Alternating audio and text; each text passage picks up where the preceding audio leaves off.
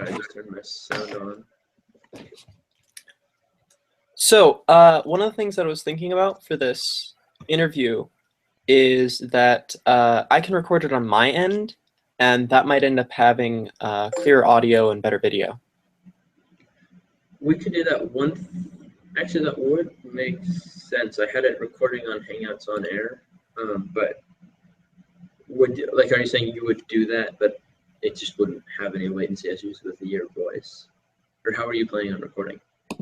Well, I've got an app, Photo Booth, and I figured I could record video as well on that, and because it doesn't have to go through compression over the online nets. That's certainly a possibility. What we did with the previous interview is record it over Hangouts on Air, and that worked well for us. I'm hesitant to actually record screens just because it doesn't record the screen. It records my video camera. It shouldn't affect your recording. What it will be is a separate source that you can take stuff from. Okay, if you're confident that it works, that whatever works for you, that's great. Yeah, I'll have to send it to you, but that's about it. I also forgot to throw on my shirt. Oh well, I don't know where that is. What I'm gonna do then. Your skunk polo. Okay, that's fine too. What you're wearing. You're live right now, so I'm gonna hang up, and just call you normally. Are you not gonna record it this way? Well, I thought you said you were gonna record it. We can do it both ways. Sounds good. All right. All right. So, hold on. All right. So, we have some different categories of things we want to talk about, but the first broad section is your inspiration and what got you passionate about the team, what inspired you about the team, how you first learned about it. So can you tell us a little bit about your inspiration for involvement with Skunkworks? Well, before I was part of Skunkworks, I was actually part of the Chief Self team, back when they had a team. This one was being mentored by Kevin Ross, as well as a couple of other individuals that became very prominent in Washington first. And I got on that team through a friend of mine, friend from Scouts, Andy Fallheim. And I'd always wanted to be part of a robotics team. Robotics had always interested me. I had one of the early Lego Mindstorms kit. I actually still have an old Star Wars robotics kit that Lego put out. That was very cool. So. Awesome. So you mentioned some fun stuff with Lego robotics, but what were some of your first interactions with Skunkworks like? First interactions with Skunkworks, well, before going to aviation high school, I had joined the Chief Self team, and that one was kind of petering out as Kevin got more and more involved with First WA. And so that ended up petering out, but we were getting into Vex at the time. And this was when Skunkworks was just starting. So this was my sophomore year when Skunkworks was starting, and it was being done in Mr. Steele's portable. And I had decided that I was going to stick with Chief Self to see where that was going, to continue to support the team. And to some degree, I kind of regret that decision because I would have been able to be a part of Skunkworks earlier. I would have been able to find my place in it earlier, but I'll get back to that. The Chief Self team ended up petering out, like I said before, and so my junior year, I decided to join robotics, but I kind of dragged my feet about it, so I ended up joining a little bit late in the build season. So the problem that this caused was that everybody was going full bore. everybody had their spot on the team but me. And I wanted to be one of the programmers, but I didn't know any programming languages, and nobody had any time to teach me. I wanted to be part of the build team, but I didn't really have a place there, because at the time the build team was very, very integrated. You knew who you went to for what, basically. And so I didn't really have a place. At the time, my dad was actually helping mentor the team, and he mentioned that he was working with I'm trying to remember his last name, Sean. He was working with Sean. There were two Seans on the team at the time, but I can't remember their last names. Anyway, so my dad was working with Sean on the scouting spreadsheet, which was an Excel spreadsheet that had where the team would let me back up a little bit.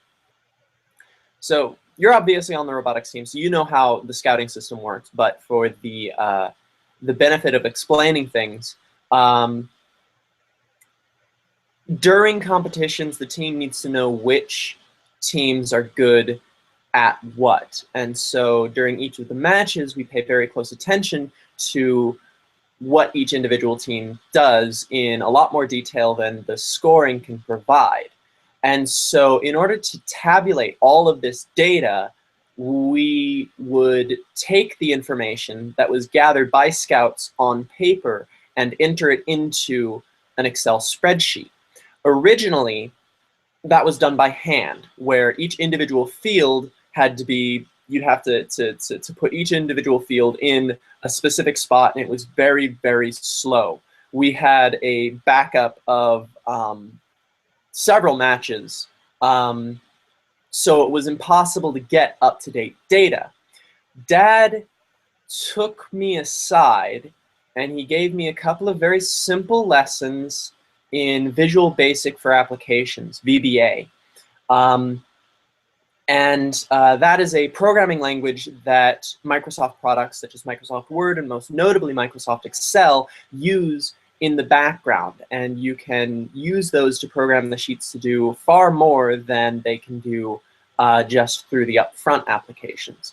So Dad gave me a couple of lessons on VBA, and then he basically set me off on my own. And I had a week to go from nothing to having a completely coded spreadsheet. And I did. I worked very closely with Cole and with Kyle at the time, very close friends of mine at this point, and with Cole's father, Mr. Miller, who should still be on the team. Yeah, he is. And the requirements changed every single day. We would go from wanting to know one thing made up of 3 specific points of data to narrowing it down to 1 point of data to switching that and dropping it entirely, and every single time the spreadsheet would have to change. And so I got very good at rearranging the spreadsheet and figuring out how to get it to dance for me. And in a week, I had a fully functioning spreadsheet, and I was actually coding it on the road trip down to Oregon before our first competition of the season, down in oh, I can't remember the name of the city all of a sudden. Portland? Yeah, Portland. Anyway, and it was a huge advancement. All of a sudden, we were able to post up-to-date data, and we did. We had a printer in the stands. I spent basically the entire time not just entering data, but also debugging the spreadsheet, because there were a couple of bugs, but also it acted as a third and final check for the data. Each of the scouts, before they hand in their sheets, are supposed to check and see if they've gotten everything right. and then that goes to quality control behind them, and they check to see if they've gotten everything right and hand it back and get corrections if they haven't. And I was able to act as a third and final check, and we caught a couple, more than a couple, of mistakes that way.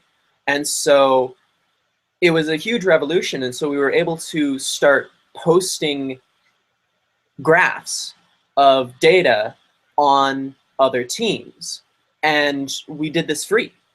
It got us a lot of notoriety. It got us a little bit of negative feedback, especially from the teams that didn't do so well on our in our data.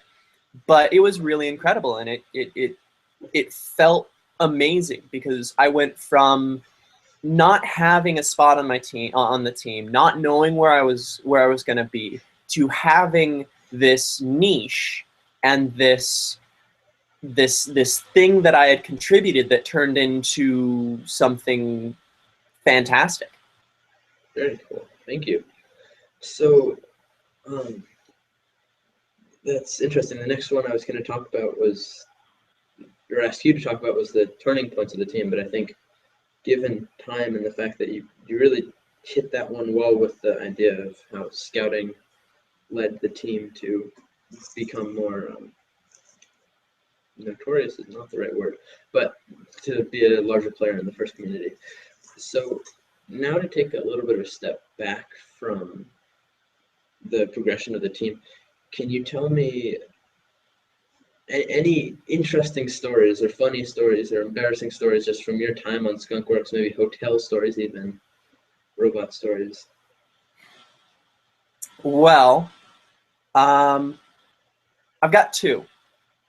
The first one's a hotel story. I don't know if this was my senior year on the team, or if this was, I came back. Me and Cole and I came to, we paid for our own ticket to come to Atlanta back when the international competition was held in Atlanta. And it was very fun. I got to hang out with the team again. I got to hang out with a bunch of my friends who were still going to aviation. But at any rate, regardless of whether or not I had graduated at the time, I was staying in a hotel room with Cole and Kyle and Scott. And Scott, at the time, I had nicknamed Hair, because he had this fantastic head of very poofy hair. Anyway, so we were in the hotel room together, and it was the night after the first competition, and so we were just kind of killing time. I think we might have been waiting to go to dinner or something along those lines, but it might have been a bit late for that. At any rate, we were kind of bored and joking around, and I got a brilliant idea.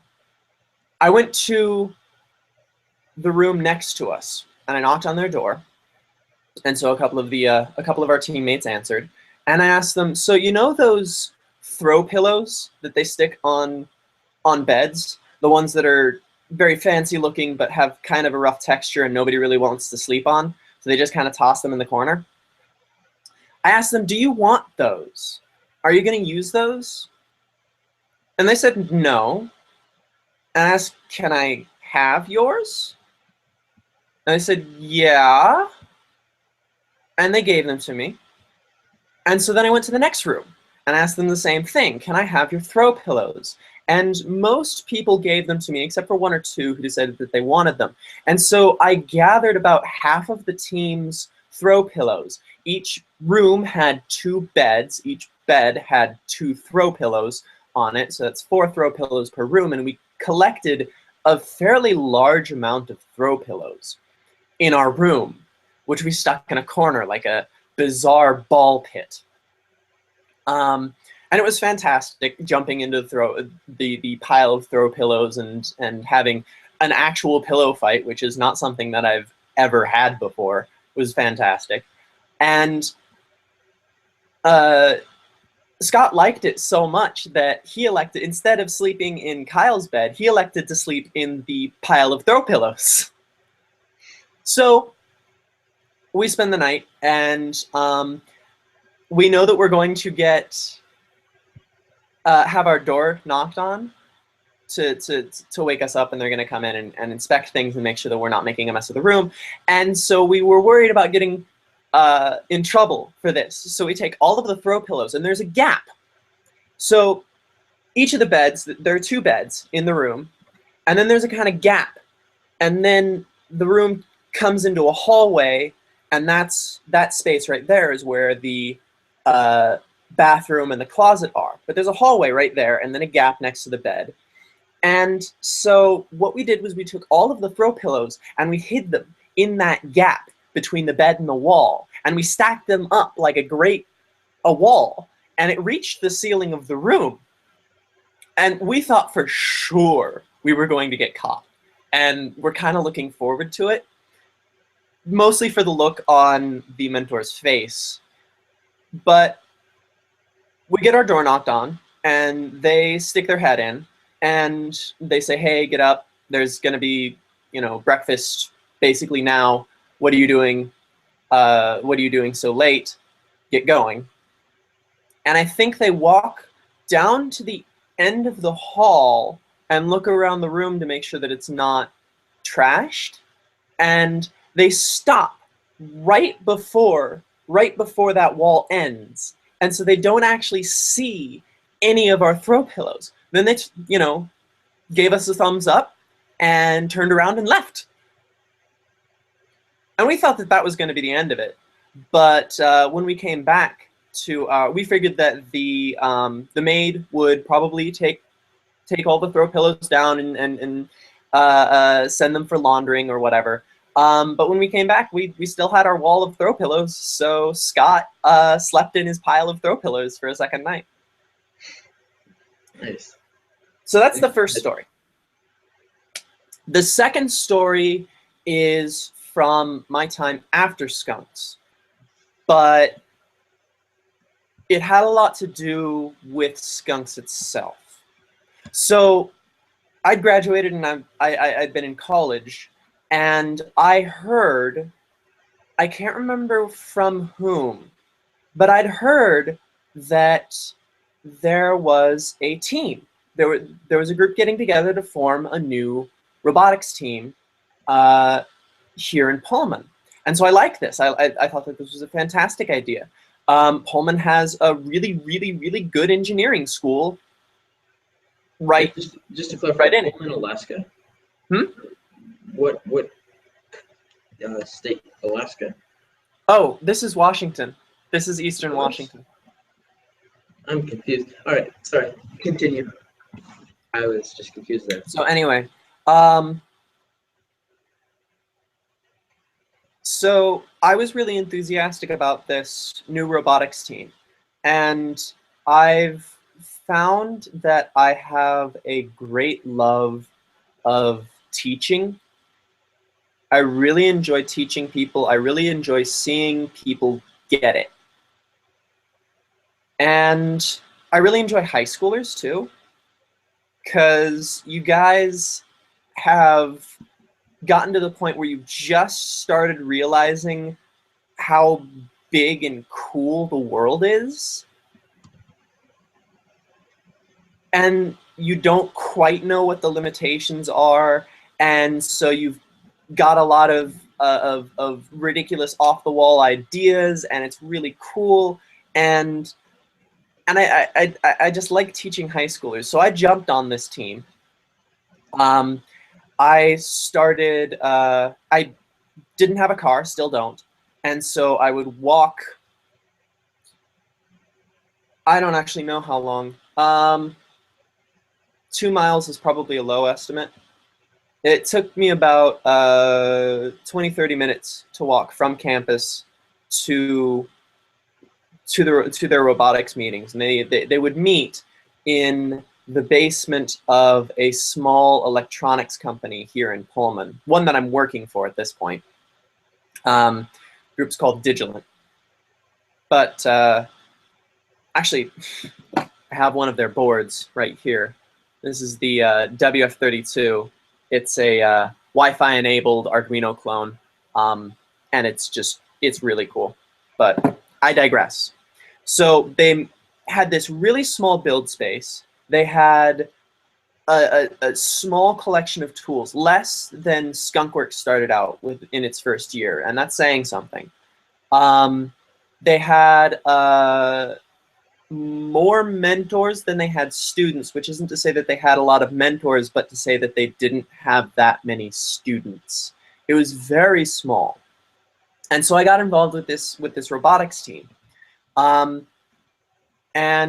one of the students that I got involved with, I started out by introducing them to the concept of rapid prototyping and design generation and things like that. The things that I had been taught on Skunkworks while we were brainstorming ideas and evaluating the game and coming up with designs.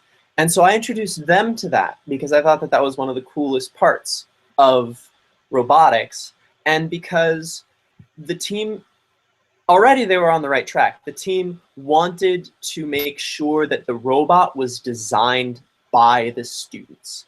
And so I took the students aside and I started out by asking them for designs. And so that was the first part where Skunks had really influenced me as far as trying to pass these things on to the other team.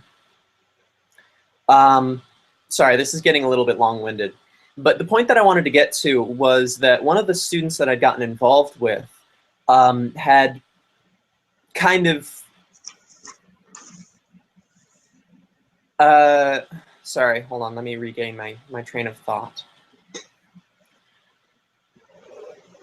So after we had started building the robot, and I kind of let the other mentors take control of that because I didn't have as much experience with the shop, and I didn't have any experience coding, so I let them take over that. I found some students that didn't have jobs in the other groups of the team. Specifically one who goes by the name of Lucas now. And he was kind of getting pigeonholed into this, the team being the team artist.